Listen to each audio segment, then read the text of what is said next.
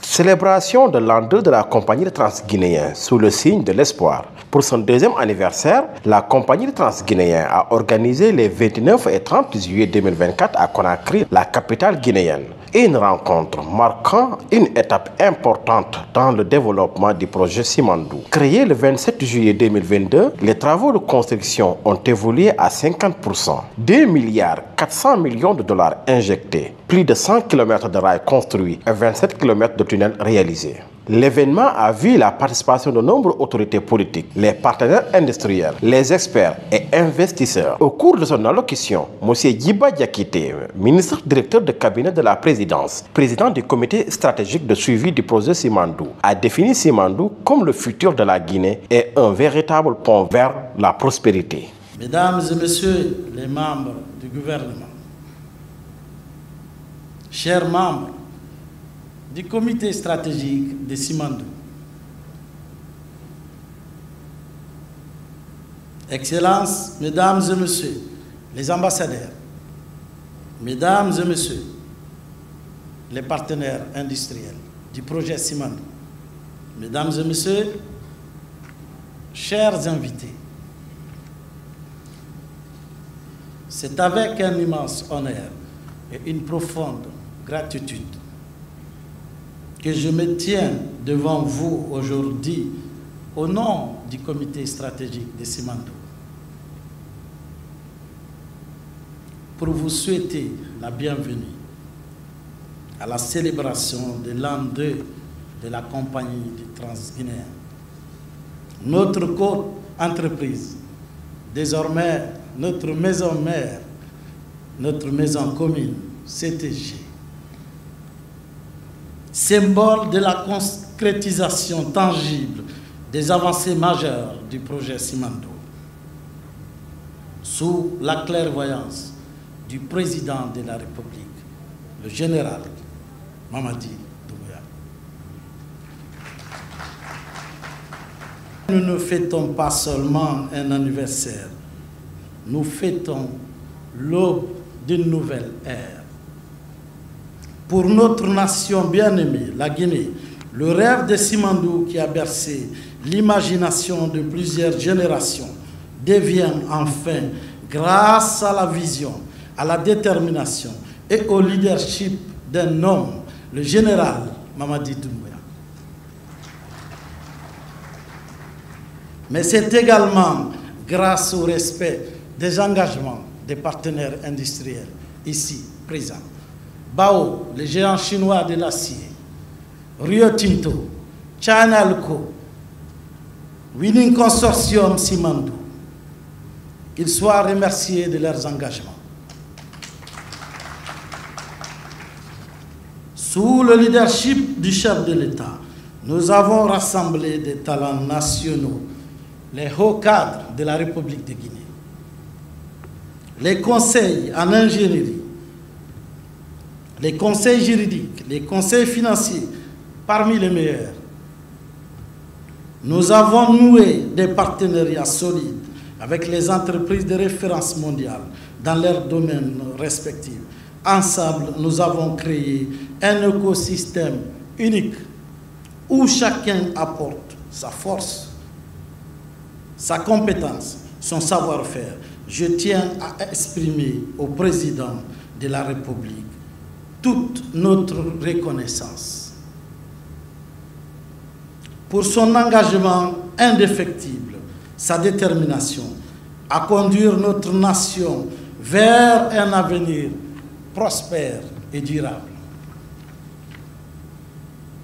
Un peu plus de 2 ans après la signature de l'accord cadre, le 25 mars 2022, et quelques jours après l'annonce conjointe par l'État et les partenaires industriels du closing financier définitif du projet d'infrastructure, nous voici aujourd'hui réunis pour célébrer cette magnifique réalisation, mais aussi pour dessiner l'avenir ensemble. Il y a 2 ans, le président de la République, son Excellence le général Mamadi Doumbouya, prenait une décision courageuse, juste et pragmatique. Faire du co-développement un impératif du projet Simandou. Pour ce projet de collaboration crucial pour une exploitation de grands projets miniers, contribueront à la décarbonisation de l'économie mondiale. Oui, Simandou contribuera de façon considérable à la décarbonisation de l'économie mondiale polluée par l'industrie sidérurgique. Grâce à sa haute qualité, grâce à un minerai de classe mondiale.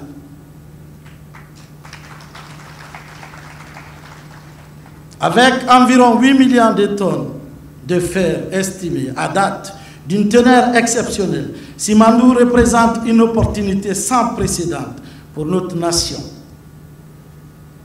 En seulement 24 mois environ, la compagnie du Transguinéen a posé les bases d'une transformation profonde de notre économie, de notre pays. Plus de 100 km de voies ferrées. Ces réalisations ont déjà créé plusieurs emplois directs et indirects. Nous anticipons la création de dizaines de milliers d'emplois en phase de construction, mais également en phase d'exploitation, insufflant une nouvelle dynamique à notre économie pour le bien-être de la population. Il nous reste encore beaucoup de défis, mais je n'ai aucun doute qu'en nous inspirant de notre passé pour construire le futur ensemble, nous allons réussir le projet Simandou sous le leadership du président général Mamadi Doumbouya. C'est également ensemble que nous transformerons Simandou en un véritable pont vers la prospérité. Oui, Simandou, c'est un pont vers la prospérité de la République de Guinée, enjambant le fossé entre le passé et l'avenir.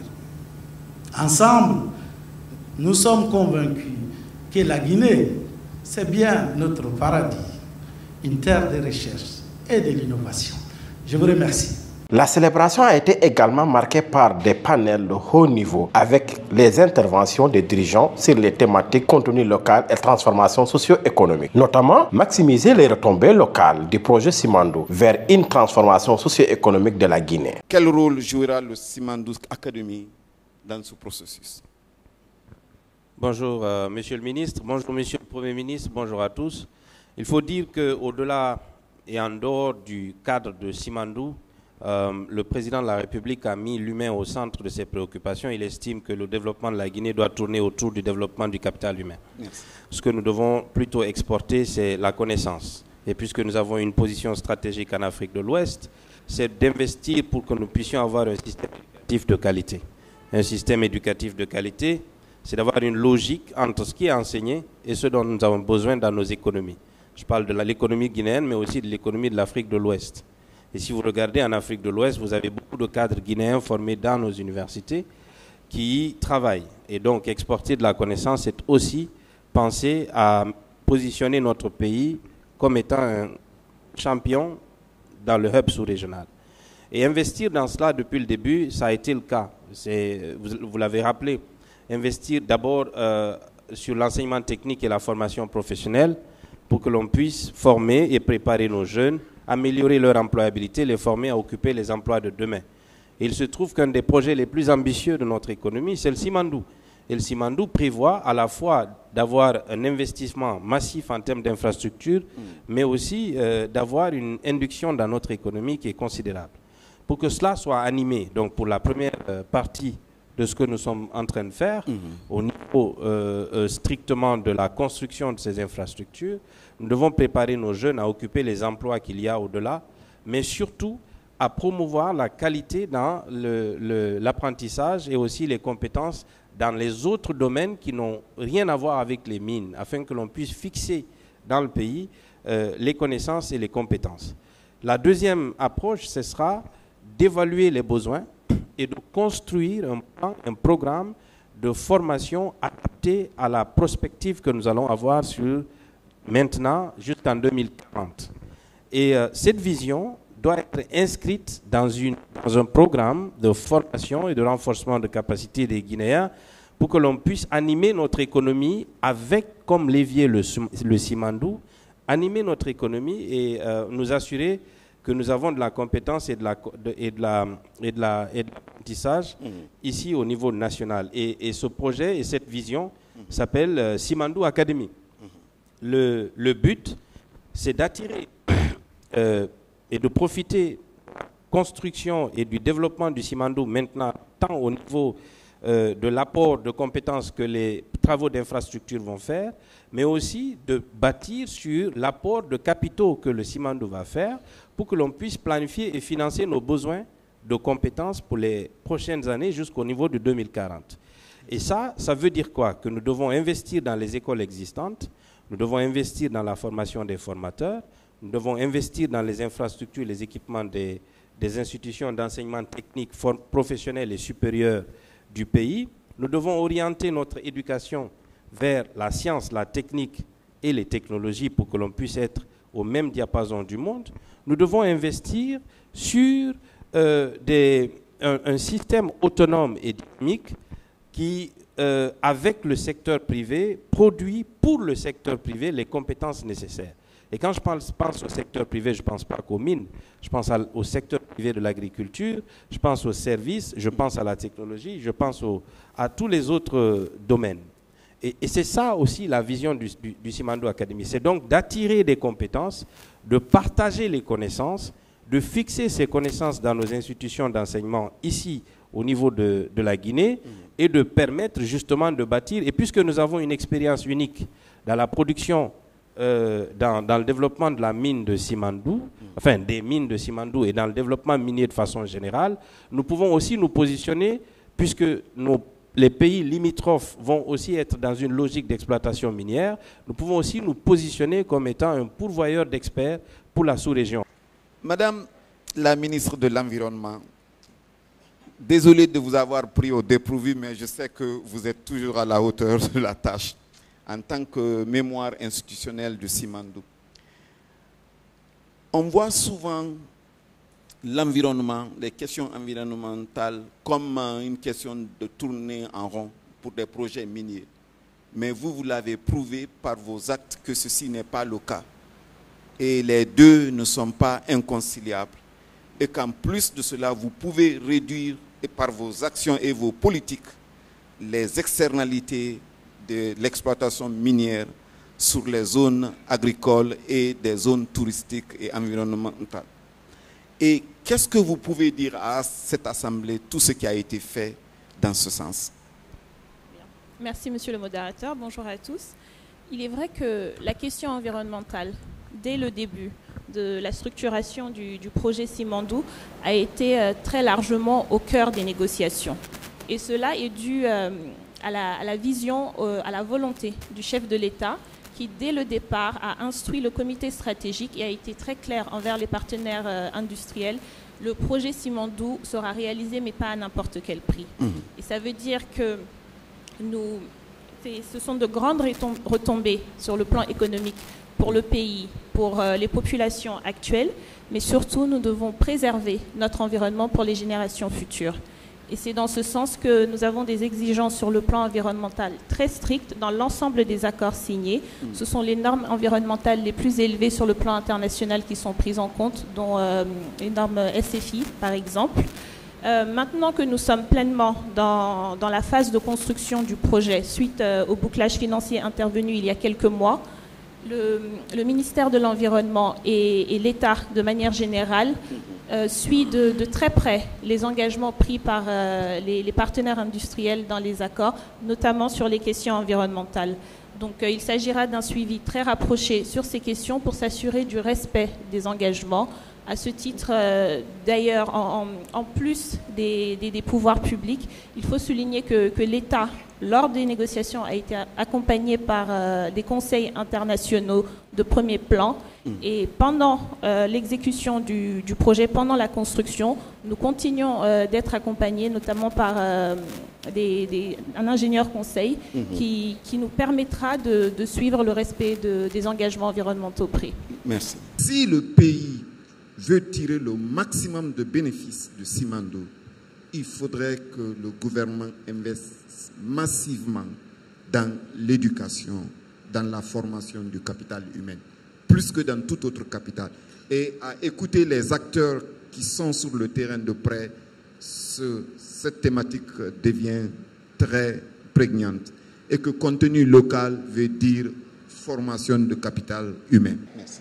Donc la BSTP a été créée sur un leadership gouvernemental en 2019, poussé par le ministère des Mines, avec nos partenaires de la SFI, Société Financière Internationale. Ils ont trouvé le véhicule parfait pour promouvoir les entreprises guinéennes et les entrepreneurs guinéens au sein de nos chaînes de valeur minières et industrielles. Ce qui est intéressant, c'est que la BSTP est une association qui a été créée par les parties prenantes sous le leadership du ministère des Mines. Nous avons le patronat qui est membre de notre conseil d'administration. Nous avons le ministère des Mines, le ministère du Commerce.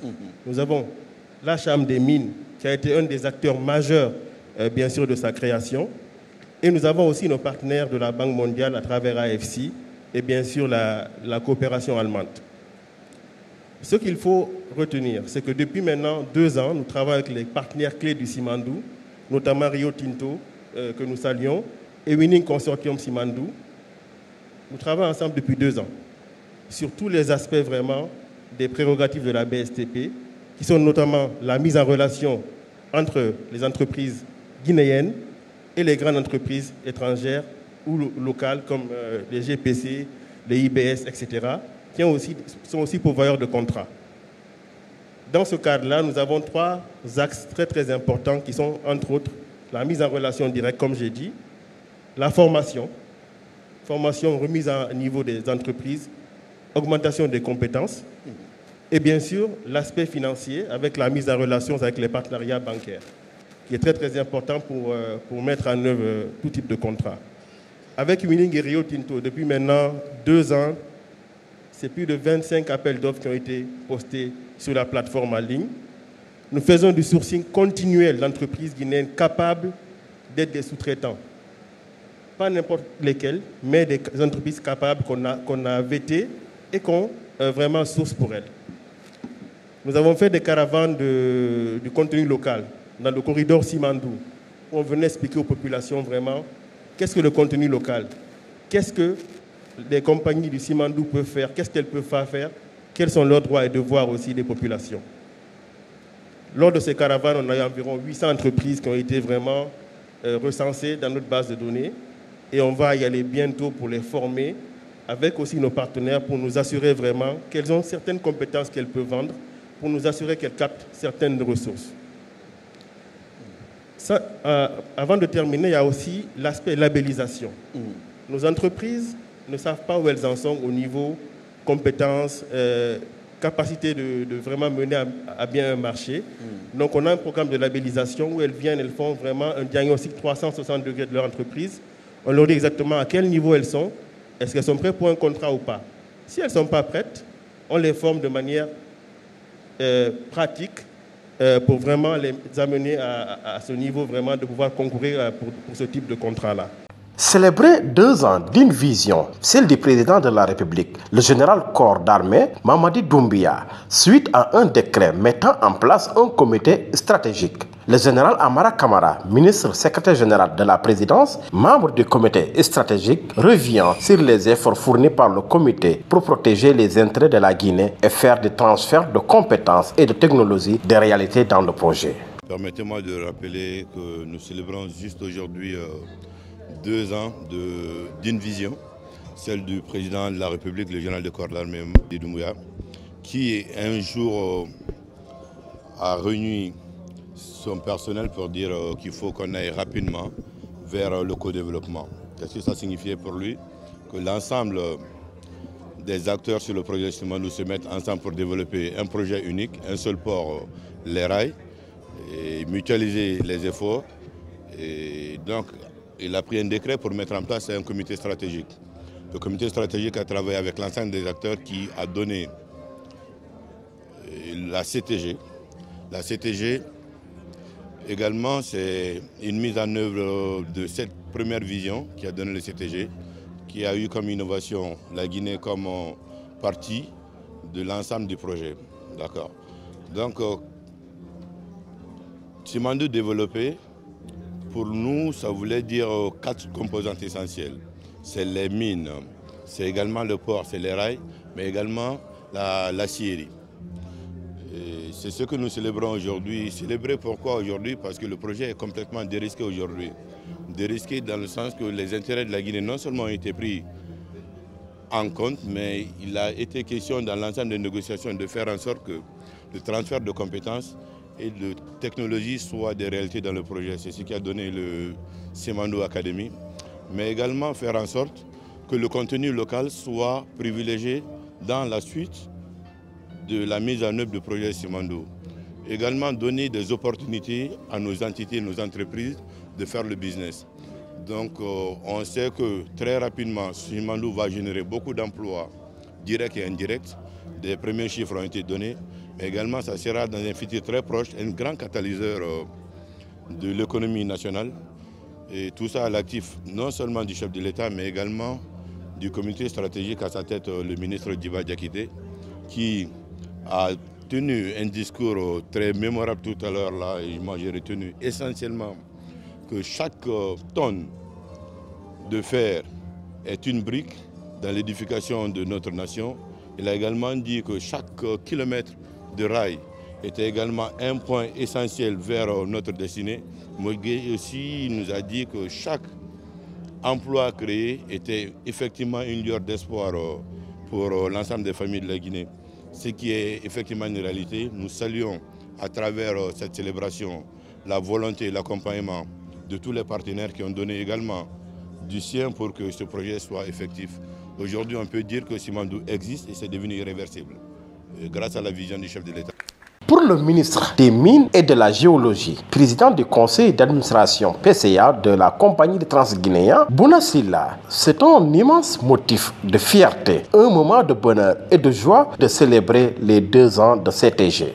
Pour les défis qui nous restent à accomplir pour arriver à fin 2025, et le jour où on entendra le train du Simandou siffler pour amener les premières tonnes de minerai de fer sur le marché mondial. Le développement de la compagnie du Transguinéen aujourd'hui, les perspectives, le projet est en construction. On est à un niveau de construction de 50% des infrastructures ferroviaires et portuaires.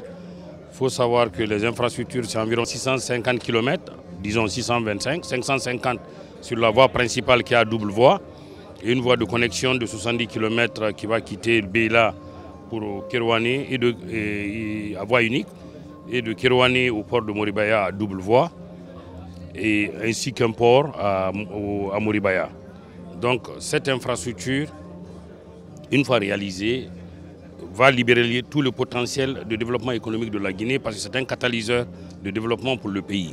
Pour mesurer l'envergure de ce projet, parce que c'est le plus gros projet mine infrastructure dans le monde, on a 6 tunnels d'une longueur totale de 27 km, dont le tunnel le plus long fait 11 km 7, 11 km 8 disons, environ 12 km, c'est unique en Afrique.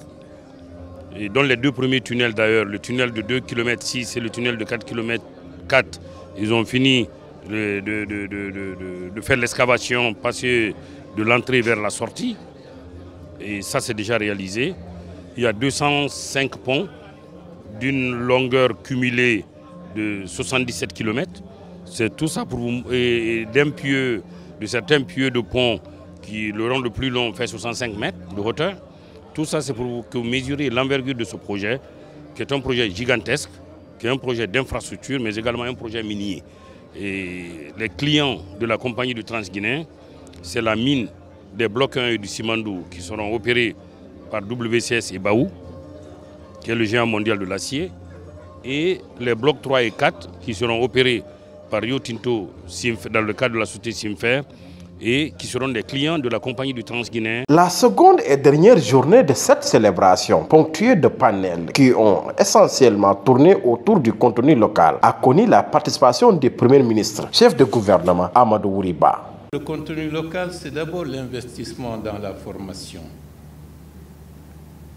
parce que la principale richesse, c'est la matière grise. Les dragons asiatiques nous ont montré le chemin. Comme le Japon de l'ère Meiji nous l'avait déjà montré, comme la Chine d'il y a 50 ans a montré le chemin qu'il faut emprunter. C'est dans l'effort qu'on peut se développer. Et l'effort sera maintenu et renforcé. C'est tout le rôle de la vision Simandou 2040, dont les premières ébauches prennent déjà forme. Simandou, c'est un générique. On aurait pu dire la Guinée dans sa globalité, parce que c'est toute la Guinée qui est concernée par le projet ou la vision 2040 du Simandou. Il ne faut pas l'oublier. Cet exercice nous permettra notamment d'identifier les postes d'investissement à fort impact et les moyens que nous devrons mettre en face qui appelleront notamment la mobilisation de nouvelles sources de financement. On salue le chemin de fer. À Kigali, récemment, le président Yoweri de l'Ouganda avait dit « Il est illusoire de parler de développement s'il n'y a pas de chemin de fer. » Le chemin de fer va renaître en Guinée à travers CTG. C'est une détermination et c'est une affirmation d'aller dans le sens du développement. Il existait une fois un chemin de fer qui a disparu, comme si la Guinée n'allait plus exister. La renaissance d'aujourd'hui est l'expression du transguinéen.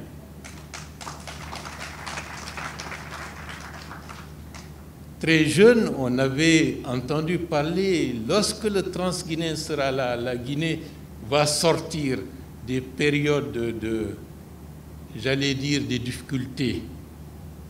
Et le transguinéen est là aujourd'hui. Bien sûr, ce sera pour bientôt, à la fin de 2025. C'est arrivé 2025.